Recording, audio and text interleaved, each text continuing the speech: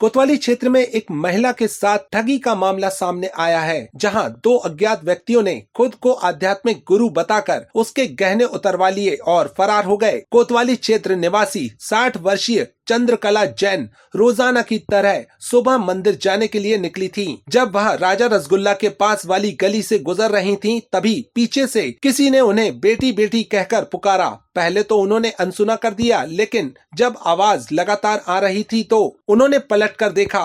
सामने खड़े व्यक्ति ने खुद को हरिद्वार से आया हुआ संत बताया और उनसे कहा, मुझे 10 रुपए का प्रसाद दे दो, मैं तुम्हारे परिवार के लिए मनोकामना करूंगा। इस दौरान दूसरा व्यक्ति भी वहां पहुंचा और उसने भी प्रसाद चढ़ाने की बात कही।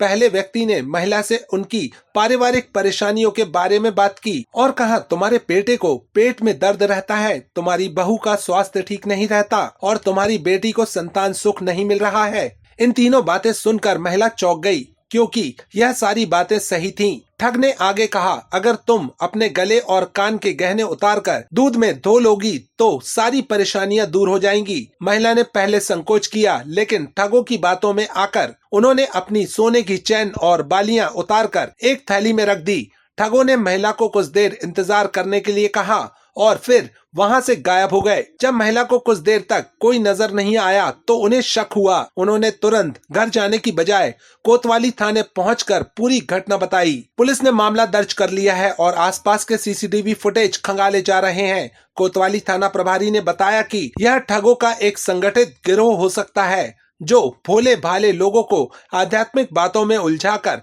ठगी करते हैं। इस गिरोह के पिछले कुछ मामलों में भी पुलिस जांच कर रही है। इस घटना के बाद पुलिस ने लोगों से अपील की है कि किसी भी अनजान व्यक्ति की बातों में न आए, विशेष रूप से यदि वह आध्यात्मिक या धार्मिक चमत्कार का दावा करे। यदि कोई व्यक्ति गहने उतरवाने या पैसे देने की बात करे तो तुरंत पुलिस को सूचित करें। क्या हुआ, मैं रोजाना की तरह डेली में जाती हूँ हनुमानताल जैन मंदिर, कोतवाली से हनुमानताल। तो आज भी रोज की तरह ही मैं अपने टाइम पे निकली। कोतवाली से राजा रसगुल्ला तक पहुँची हूँ। वहाँ थोड़े से आगे बढ़ी, एक व्यक्ति ने पीछे से आवाज़ लगाई, 8-10 आवाज़ें लगाई, बेटी बेटी बेटी। मैंने सुन के अनसुना किया। उसके बाद भी आवाज़ें आती रही तो मैंने पलट के देखा तो वो कहने लगा, बेटी मैं आपसे ही बात करना चाहता हूँ। तो मैं रुक गई।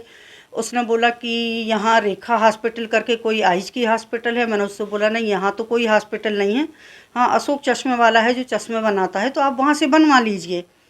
फिर उसने बोला कि यानी मैं हरिद्वार से हूँ, मेरे को 10 रुपये का प्रसाद आप दे दो।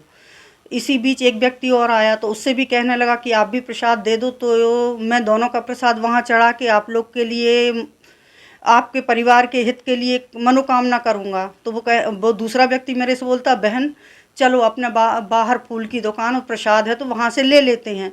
मैं वहाँ से सुनील प्रकाशन तक उस व्यक्ति के साथ गई। वो कहने लगा कि रहने दो बहन, अपने उसको 100 रुपये दे देंगे प्रसाद के, यहाँ प्रसाद नहीं है। तो मैं उसके साथ फिर वापस आई तो वो जो पहले व्यक्ति मिला था वो मेरे से कहने लगा कि तुम्हारे बेटे के पेट में दर्द रहता है, तुम्हारी बहू का स्वास्थ्य ठीक नहीं रहता है और तुम्हारी बेटी को एक बेटी है, उसके बाद दूसरा बच्चा नहीं है। तो ये तीनों बातें उसने सटीक बोली। तो मैंने कहा हाँ। तो बोले कुछ नहीं, आप है ना बस 10 रुपये का प्रसाद चढ़ाना। तो मैंने कहा ठीक है। फिर बोलता है कि यानी आप कुछ धातु पहने हो। तो हम कहा मैं कानवस में पहनी हूँ। उसके बाद बोलता है कि गले में, मैंने कहा मैं गले में कुछ भी नहीं पहनी हूँ। उसके बाद भी उसने 2-3 बार मेरे को बोला। फिर बोलता आप निकाल के बैग में रख लो और घर जाके दूध से धो के पहन लेना, आपकी परेशानी दूर हो जाएगी। और दूसरा जो व्यक्ति मेरे को बहन बोल रहा था वो मेरे से बोलता है कि बहन मेरी सराफा में दुकान है, और उसने भी एक थैली निकाली तो बोले इसमें मेरे सराफा का सोने चांदी का सामान है। मैंने कहा ठीक है, बात यहाँ तक हो गई। उसके बाद उसने जो व्यक्ति मेरे को बेटी बोल रहा था उसने सामने वाले व्यक्ति को बोला कि आप अपना बैग इनको अपनी बहन को पकड़ा दो, तो मैं इसमें यानी मनोकामना पूर्ति के लिए इसमें फूंक मारता हूँ और तुम 10-25 कदम चल के वापस आ जाओ। उसने मेरे को बैग पकड़ाया, वो 2-3 मिनट बाद वापस आ गया। मैंने उसको बैग वापस दे दिया। उसके बाद वो व्यक्ति बोलता है कि आप अपना बैग भी इनको दे दो। मैंने कहा मैं अपना बैग नहीं दूंगी। तो बोले नहीं, वो अपनी थैली आपको दे के गया है और आपको बहन बोल रहा है, मैं बेटी बोल रहा हूँ, बस 10 कदम की तो बात है, आप 10 कदम चल के वापस आ जाओ। तो मैं राजा रसगुल्ला तक बढ़ी हूँ, पलट के आई, देखा तो वो लोग थे नहीं। तो मैं अंदर गली तक उनका पीछा करते हुए गई कि यहाँ मिल जाएंगे ये लोग। वहाँ भी वो लोग नहीं मिले। फिर मैं जैसे ही पलट के आई तो मेरे दिमाग में आया कि नहीं, मेरे साथ तो घटना घट चुकी है। तो मैंने सोचा मैं घर जाके अपने बहू बेटे को बताऊं। फिर मैं तुरंत घर ना आके सीधी, यानी मेरे को जब ये डाउट हो गया कि यानी मेरे साथ घटना घटी है, तो मैं सीधे कोतवाली पुलिस थाना पहुंची। वहाँ बाहर ही यानी पुलिस बैठी थी, मैंने उनको तुरंत बताया। हालांकि अब 5 मिनट की घटना है तो शायद अभी आरोपी यहीं मिल जाएं।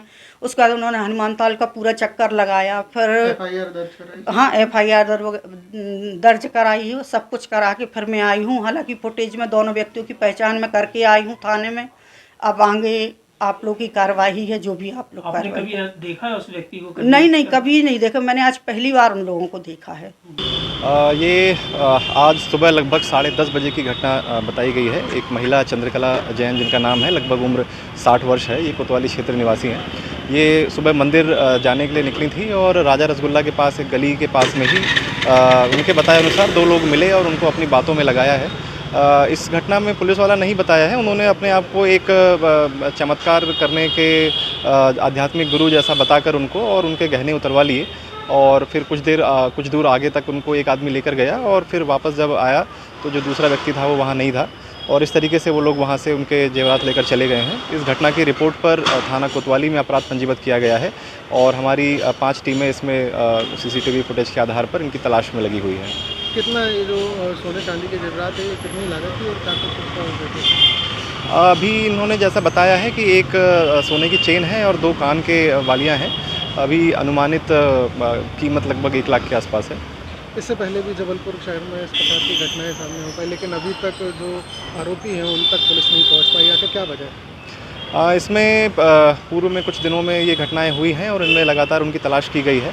अभी कुछ ही दिनों पहले इसमें जो पुरानी घटनाएं हैं उनमें जो माल जो ठगी करके ले गया था उसे क्राइम और संबंधित थाना पुलिस के द्वारा बरामद भी किया गया है। और अभी इसमें जो मेन जो इनका मोडस ऑपरेंडी है, क्योंकि ये लोगों को अपनी बातों में लगाते हैं, तो मुख्य जो उद्देश्य है, लोगों को ये अवेयर होना चाहिए कि किसी की बातों में ना आए। कोई भी अपने आप को पुलिस वाला या कोई अन्य व्यक्ति बताकर जेवरात उतारने के लिए कहता है तो वो अपना सतर्क रहें और इन सब घटनाओं से बचें। सर, ये लग रहा है कि ये वही लोग हैं जिन्होंने पहले भी बुजुर्गों के साथ ठगी की है। अभी कैमरा दिखाया जा रहा है, विवेचना जारी है। इसमें जैसे ही तथ्य आएंगे तो फिर उस हिसाब से कार्रवाई की जाएगी।